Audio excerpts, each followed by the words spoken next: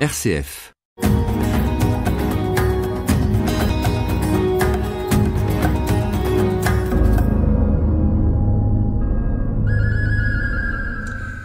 Les Français ne parlent que de bouffe, m'a dit un jour un ami mongol qui avait travaillé comme guide touristique. En dehors des repas, ils parlent de ce qu'ils vont manger et pendant les repas, ils discutent de ce qu'ils ont dans leur assiette. Je ne pouvais effectivement pas lui donner tort. C'est vrai que le repas est une institution ici. Il resserre les liens existants entre des personnes proches, mais il permet également d'en créer de nouveaux. Combien de premiers rendez-vous amoureux se font au restaurant ? Combien d'amitiés liées à la table de la cantine de l'école ou plus tard à celle de l'entreprise ?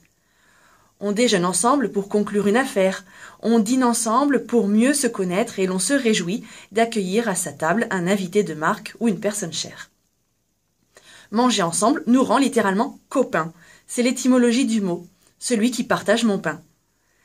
Mais toutes les cultures ne copinent pas ainsi. Dans le désert du Rajasthan, j'étais l'invité spécial. Après m'avoir servi, on m'a confiné seul dans une pièce de la maison, tandis que le reste de la famille mangeait accroupi dans la cour. Là-bas, le repas ne rassemble que ceux qui se ressemblent. On nourrit l'étranger, on le traite avec égard, mais il reste un étranger et doit donc manger à part.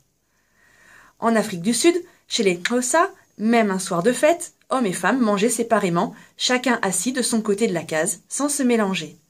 En Inde encore, à New Delhi, jamais le domestique de la maison ne mangeait avec nous. Il n'appartenait pas à la communauté que formait la famille et s'en excluait d'ailleurs de lui-même. Même le père de ma famille d'accueil à Delhi, le soir de son anniversaire, n'a pas mangé avec nous. En tant que VIP de la soirée, il s'est tenu à l'écart, a veillé à ce que tout le monde soit rassasié et n'est passé à table qu'une fois tout le monde parti. Alors, pour avoir droit à un peu de ce que nous appelons convivialité, il m'a fallu souvent patienter. Dans le désert, j'ai tout fait pour descendre l'échelle sociale et passer du statut d'invité privilégié à celui de fille adoptée. Il fallait que je sois comme eux pour rejoindre leur table. Et même si personne ne commentait le contenu des assiettes, j'ai savouré presque littéralement d'avoir gagné des copains.